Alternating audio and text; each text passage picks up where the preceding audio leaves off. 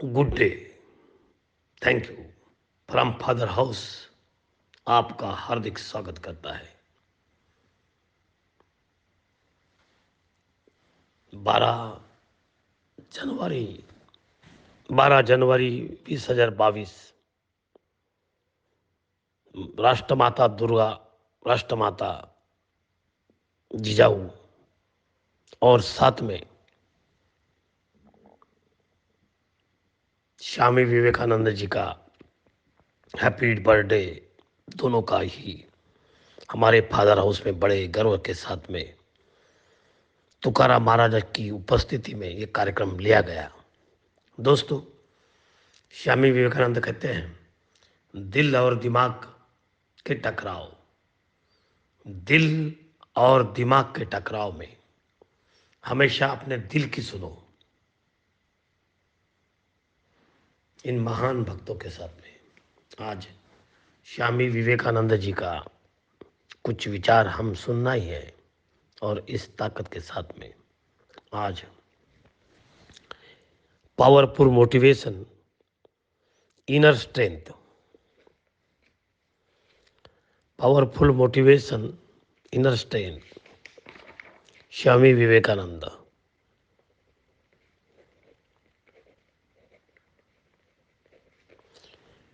मैं सिर्फ डॉक्टर सच्चिदानंद फुलेकर। दिल और दिमाग के टकराव में हमेशा अपने दिल की सुनो। दिल को कंट्रोल करने के लिए भगवान बुद्ध ने 26 साल पहले, 2600 साल पहले इनर स्ट्रेंथ, वही स्वामी का विवेकानंद को जी को मिला। और स्वामी विवेकानंद जी इनर स्ट्रेंथ,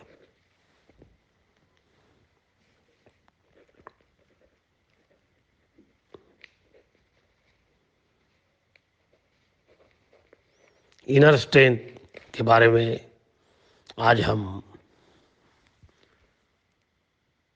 आपको स्वामी विवेकानंद जी के पावरफुल मोटिवेशन के बारे में बातें कर रहे हैं। तो आओ दोस्तों, father house, welcome to father house. Amar और शाश्वत जीवन है और दुर्बल बल ही जीवन है और दुर्बलता ही मरण। बल ही अनंत सुख है, अमर और शाश्वत जीवन है और दुर्बलता ही मृत्यु। तुम जो कुछ सोचोगे तुम वही हो जाओगे।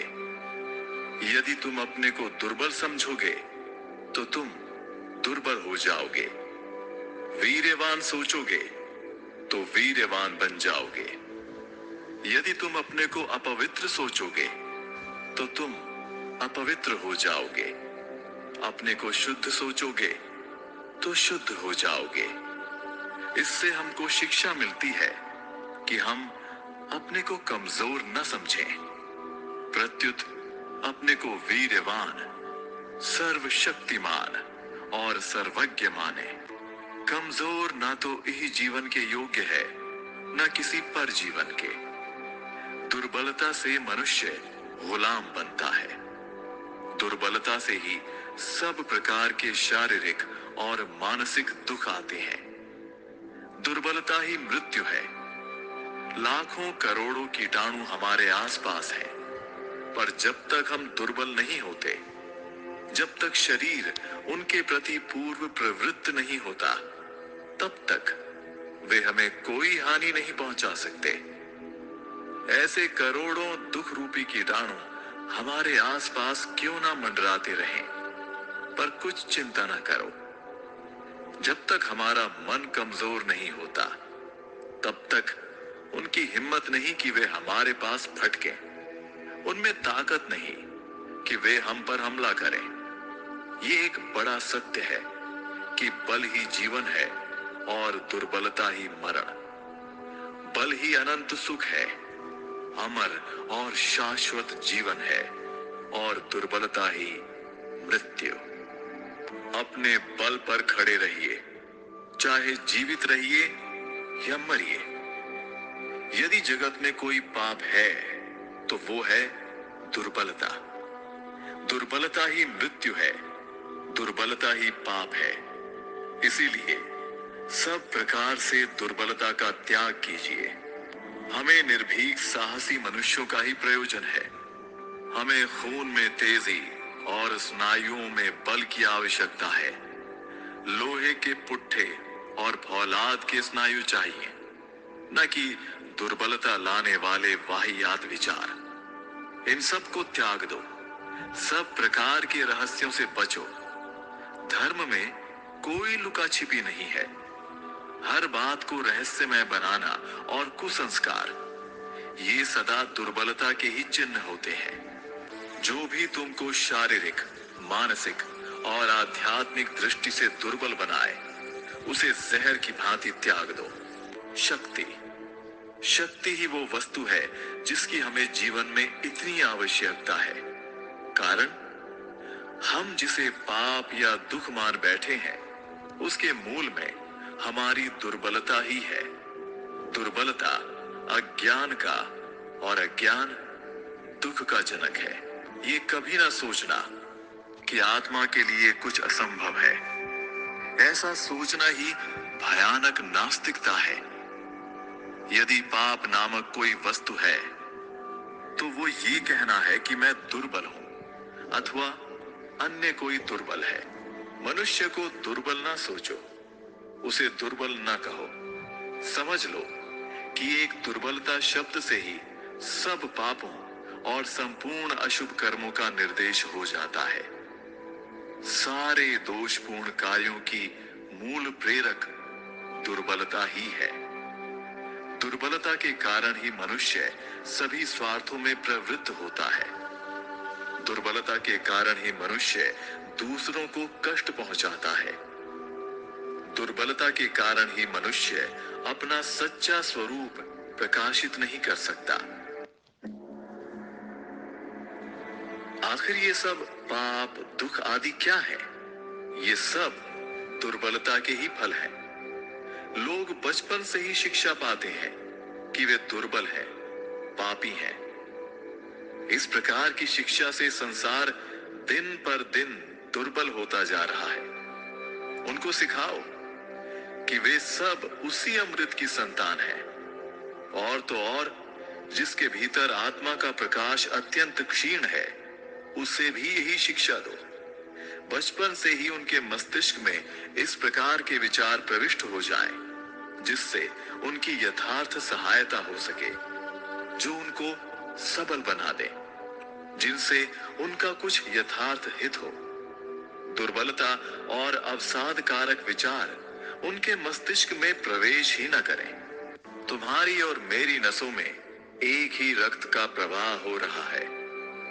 तुम्हारा जीवन मरण मेरा भी जीवन मरण है। मैं तुमसे पूर्वोक्त कारणों से कहता हूं कि हमको शक्ति, केवल शक्ति ही चाहिए, और उपनिषद शक्ति की विशाल खान है। उपनिषदों में ऐसी प्रचुर शक्ति विद्यमान है कि वे समस्त संसार को तेजस्वी बना सकते हैं। उनके द्वारा समस्त संसार पुनरुज्जीवित, सशक्त और वीर्य संपन्न हो सकता है। निराश मत हो। मार्ग बड़ा कठिन है, छुरे की धार पर चलने के समान दुर्गम। फिर भी निराश मत हो।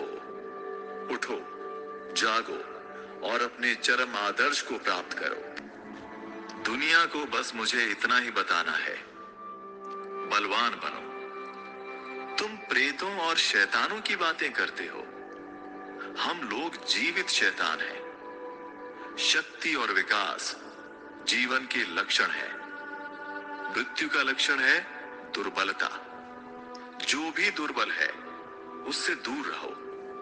अगर ये शक्ति है, नरक में उतर जाओ और उसे पकड़ लो। अगर आप मुझे बहुत टाइम से फॉलो कर रहे हैं तो आपको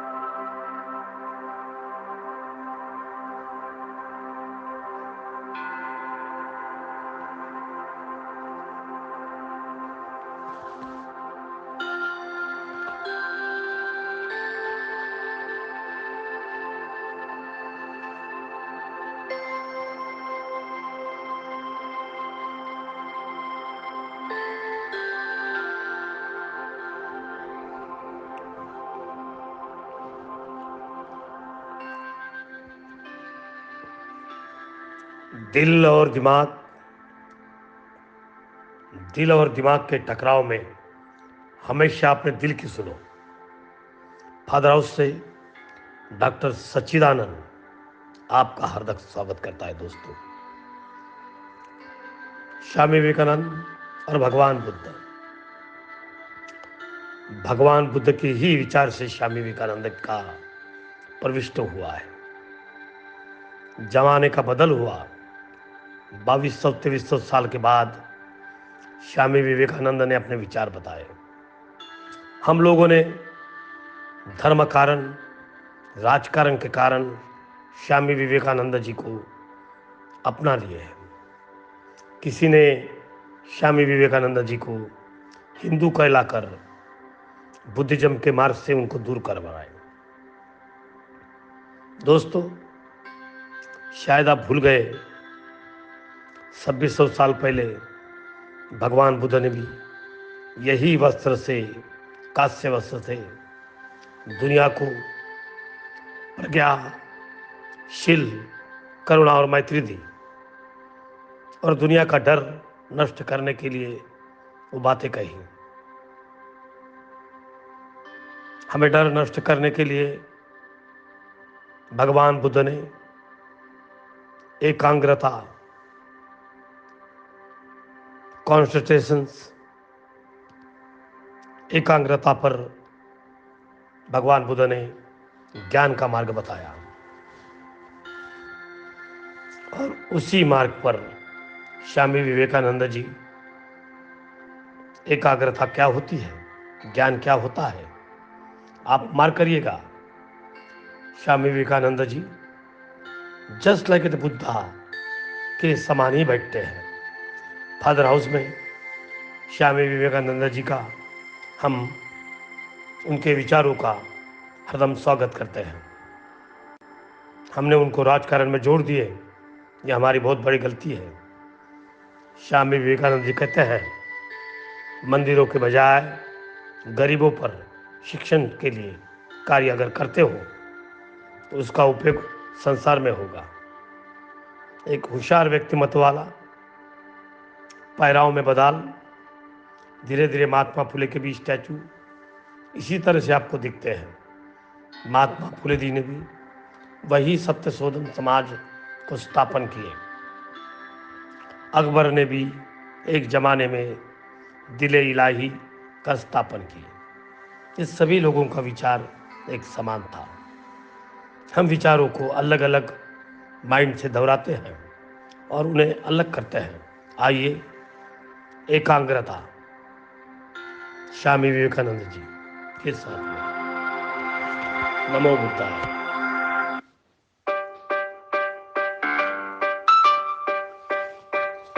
एकाग्रता एकाग्रता समस्त ज्ञान का सार है। उसके बिना कुछ नहीं किया जा सकता। साधारण मनुष्य अपनी विचार शक्ति का 90% अंश व्यर्थ नष्ट कर देता है और इसलिए वो निरंतर भारी भूलें करता रहता है। प्रशिक्षित मनुष्य अथवा मन कभी कोई भूल नहीं करता।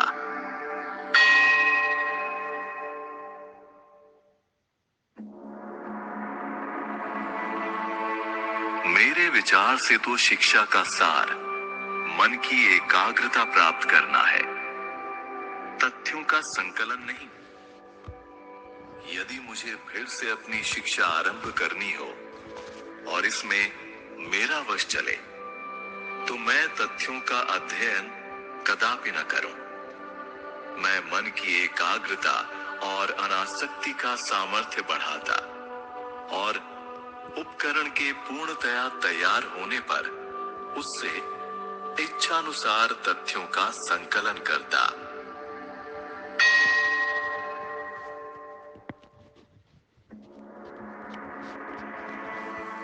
एक विचार लो, उसी विचार को अपना जीवन बनाओ, उसी का चिंतन करो, उसी का स्वप्न देखो और उसी में जीवन बिताओ।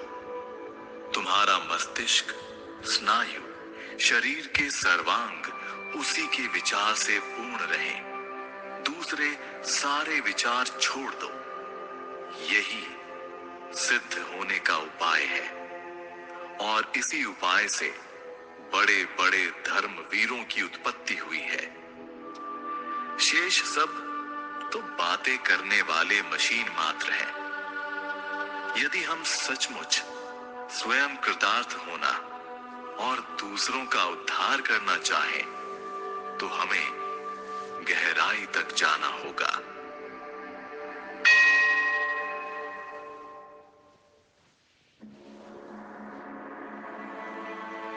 ज्ञान की प्राप्ति के लिए एकमात्र उपाय है एकाग्रता।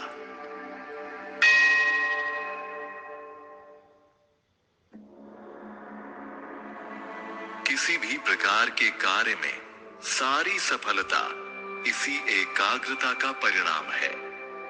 कला, संगीत आदि में उच्च उपलब्धियां मन की एकाग्रता के परिणाम है।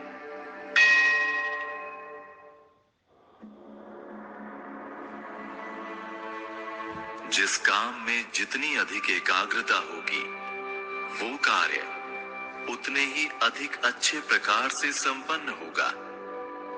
द्वार के निकट जाकर बुलाने से या खटखटाने से जैसे द्वार खुल जाता है, उसी भांति केवल इस उपाय से ही प्रकृति के भंडार का द्वार खुलकर विश्व में प्रकाश धारा प्रवाहित होती है। राजयोग में केवल इसी विषय की आलोचना है। अपनी वर्तमान शारीरिक अवस्था में हम बड़े ही अन्य मनस्क हो रहे हैं। हमारा मन इस समय सैकड़ों ओर दौड़कर अपना शक्ति क्षय कर रहा है। जब कभी मैं व्यर्थ की सब चिंताओं को छोड़कर ज्ञान लाभ के उद्देश्य से मन को स्थिर करने की चेष्टा करता हूं, तब न जाने कहां से मस्तिष्क में हजारों बाधाएं आ जाती हैं। हजारों चिंताएं मन में एक संग आकर उसको चंचल कर देती हैं। किस प्रकार से इन सब का नियंत्रण कर मन को वशीभूत किया जाए, यही राजयोग का एकमात्र आलोच्य विषय है।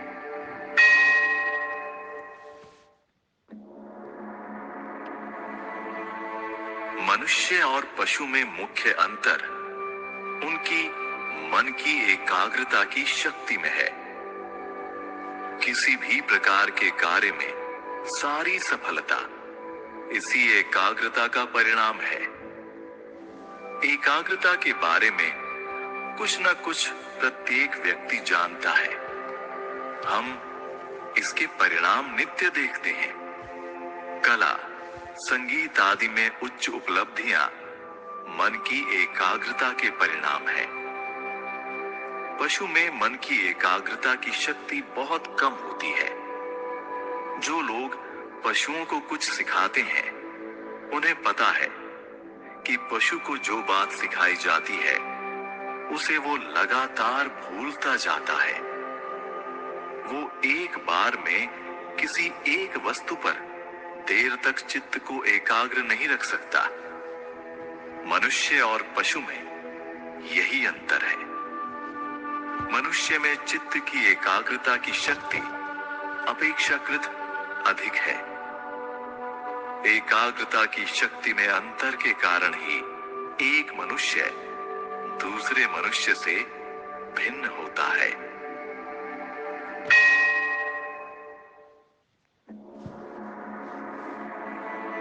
हम लोगों के लिए ज्ञान लाभ का केवल एक ही उपाय है। निम्नतम मनुष्य से लेकर सर्वोच्च योगी तक को उसी उपाय का अवलंबन करना पड़ता है। ये उपाय है एकाग्रता। रसायनविद जब अपनी प्रयोगशाला में काम करते हैं, तब वे अपने मन की सारी शक्ति को एकत्र कर लेते हैं, केंद्रीभूत कर लेते हैं। और उस केंद्रभूत शक्ति का मूल पदार्थों के ऊपर प्रयोग करते ही वे सब विश्लेषित हो जाते हैं और इस प्रकार वे उनका ज्ञान लाभ करने में समर्थ होते हैं। ज्योतिर्विद भी अपनी समग्र मन शक्ति को एकीभूत कर, केंद्रीभूत कर, दूरवीक्षण यंत्र के माध्यम से वस्तु के ऊपर प्रयोग करते हैं, जिससे घूमने वाले तारे और ग्रहमंडल उनके निकट अपने रहस्य उद्घाटित करते हैं। चाहे विद्वान अध्यापक हो, चाहे मेधावी छात्र हो, चाहे अन्य कोई भी हो, यदि वो किसी विषय को जानने की चेष्टा कर रहा है तो उसको उपर्युक्त प्रथा से ही काम लेना पड़ेगा। ये एकाग्रता जितनी अधिक होगी उतना ही अधिक मनुष्य ज्ञान लाभ करेंगे।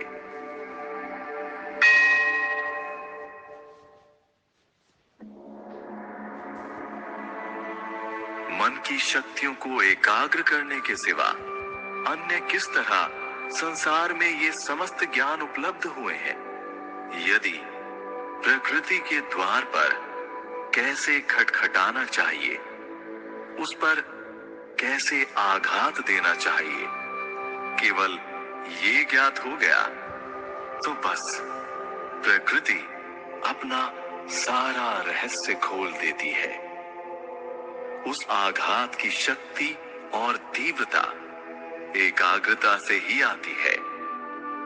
मानव मन की शक्ति की कोई सीमा नहीं।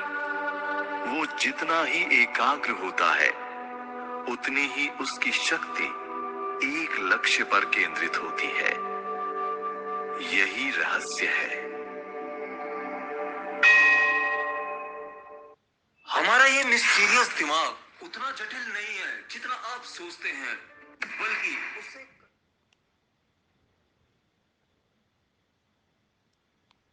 संभावनाएं रखता है। बट अफसोस तो यह है कि हम इसकी शक्ति के बारे में नहीं जानते। ये दिमाग चीजों को याद रखता है, घटनाओं को स्टोर करता है, लेकिन हम इंसान अपने इस दिमाग को अलग ही ढंग से प्रोग्राम करते हैं। इसकी क्षमता और संभावनाओं को खो देते हैं। जैसे कि अगर आप कोई इंपॉर्टेंट बात याद रखना चाहते हैं तो उसे लिख लेते हैं। आप सोचते हैं लिखने से वह चीज याद रहती है, नहीं, बल्कि आप लिखते ही इसलिए हो कि आप जानते हो आप इसे भूल जाओगे, और जब भूल जाओगे तो लिखी हुई चीज को आप दोबारा देखकर उसे याद कर सकते हैं। चलिए मैं आपसे पूछता हूँ, आपको कितने मोबाइल नंबर्स याद हैं? कमेंट में जरूर बताना। आज हमारे पास में मोबाइल नाम की एक छोटी सी डिवाइस है।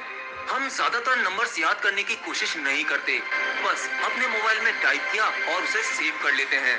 असल में हम अपने दिमाग का इस्तेमाल ही नहीं करते। दिमाग से इस्तेमाल होने वाली चीजें आजकल हमने टेक्नोलॉजी पर छोड़ दी हैं।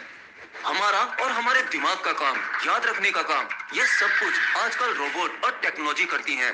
लेकिन शायद आप नहीं जानते, हमारे दिमाग की शक्ति आज की इस टेक्नोलॉजी, कंप्यूटर, रोबोट इससे कहीं ज्यादा है। आफ्टर ऑल हमारे दिमाग ने ही इन सब चीजों का निर्माण किया, आविष्कार किया। हमारे दिमाग की याददाश्त और मेमोरी कमाल होती है। तो चलिए मैं इसके बारे में आपको एक सच्ची घटना बताता हूँ। विवेकानंद के बारे में तो आपने सुना ही होगा, और विवेकानंद के बारे में अधिकतर लोग जानते हैं कि उनकी याददाश्त जबरदस्त थी। वे बहुत ही जल्दी पूरी किताब पढ़ लेते थे और उसे वर्ड टू वर्ड याद भी कर लेते थे। कहानी कुछ इस तरह से है। ये बात उन दिनों की है जब विवेकानंद देश भ्रमण में थे। उनके साथ उनके एक गुरु भाई भी थे। देश भ्रमण के दौरान जहाँ पर भी उन्हें अच्छे ग्रंथ मिलते थे, वे उन्हें पढ़ना पसंद करते थे। किसी भी नई जगह जाने के बाद उनकी सबसे पहली तलाश लाइब्रेरी की होती थी। एक बार की बात है, एक जगह उन्हें एक लाइब्रेरी ने काफी अट्रैक्ट किया, तो उन्होंने सोचा क्यों ना यहाँ कुछ दिन तक रुका जाए। उनके गुरु भाई उस पुस्तकालय से उनके लिए इंग्लिश और संस्कृत की नई नई किताबें लाकर देते थे, और विवेकानंद उन किताबों को पढ़कर अगले दिन ही वापस दे देते थे। रोज रोज नई नई किताबें लाना और उसे अगले दिन ही वापस कर देना। यह देखते हुए उस पुस्तकालय का लाइब्रेरियन काफी परेशान और हैरान हो गया। उसने स्वामी जी के गुरु भाई से कहा, क्या आप इतनी सारी नई नई किताबें केवल देखने के लिए ही ले जाते हैं? अगर आप इन्हें केवल देखना ही चाहते हैं तो मैं यहीं आपको सभी किताबें दिखा देता हूँ। आप रोजाना किताबों का इतना वजन उठाते हैं और किताबों को ले जाते हैं और फिर वापस देते हैं। यह शोभा नहीं देता और मुझे भी अच्छा नहीं लगता। लाइब्रेरियन की इस बात पर स्वामी जी के गुरु भाई ने लाइब्रेरियन से सीरियसली एक बात कही, जैसा आप समझ रहे हैं वैसा बिल्कुल नहीं है। हमारे गुरु विवेकानंद इन सभी किताबों को बड़ी ही गंभीरता से पढ़ते हैं। उसके बाद ही किताब को वापस किया जाता है। लाइब्रेरियन ने यह बात सुनी और काफी चकित हुआ और कहा, यदि ऐसा है तो मैं आपके गुरु विवेकानंद जी से मिलना चाहूंगा। अगले दिन स्वामी जी की मीटिंग उनके साथ हुई और स्वामी जी ने कहा, महाशय आप हैरान ना हो, आपकी लाइब्रेरी से आई हुई सभी किताबों को न केवल मैंने पढ़ा है बल्कि वह सभी किताबें मुझे मुंह जवानी याद हैं। इतना कहते हुए उन्होंने वापस की हुई कुछ किताबें उस लाइब्रेरियन को थमाई और किताब में मौजूदा महत्वपूर्ण कंटेंट उन्होंने मुंह जवानी उस लाइब्रेरियन को सुना दिया। लाइब्रेरियन चकित रह गया। फिर लाइब्रेरियन ने उनकी तेज याददाश्त का रहस्य पूछा। तब विवेकानंद बोले कि किसी भी चीज को पूरे फोकस के साथ थॉटलेस किया जाए तो वह पूरी तरह से आपकी मेमोरी में स्टोर हो जाती है। आपका दिमाग चीजों को कभी नहीं भूलता। उसके लिए आपको जरूरी है आपके अपने मन की और दिमाग की शक्ति को पहचानना, और यह शक्ति अभ्यास और ध्यान से आती है। और आप तो जानते ही होंगे, विवेकानंद बहुत ध्यान किया करते थे। उन्हें जब भी समय मिलता था या तो वो किताबें पढ़ते थे या वो गहरे ध्यान में होते थे। ऐसी ही एक दूसरी कहानी मैंने सुनी सदगुरु के एक वीडियो में। उन्होंने भी विवेकानंद की याददाश्त के बारे में एक छोटी सी घटना कही। चलिए, अगर वो घटना आपने नहीं सुनी तो मैं आपको बता देता हूँ। विवेकानंद भारत के पहले ऐसे योगी थे जो अमेरिका गए थे 1893 में, और उन दिनों विवेकानंद ने एक क्रांति सी ला दी।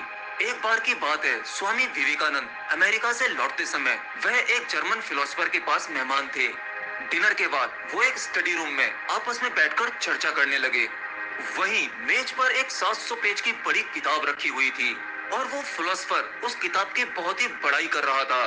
फिर विवेकानंद बोले कि क्या आप मुझे यह किताब 1 घंटे के लिए दे सकते हैं? मैं देखना चाहता हूँ ऐसा इस किताब में क्या है।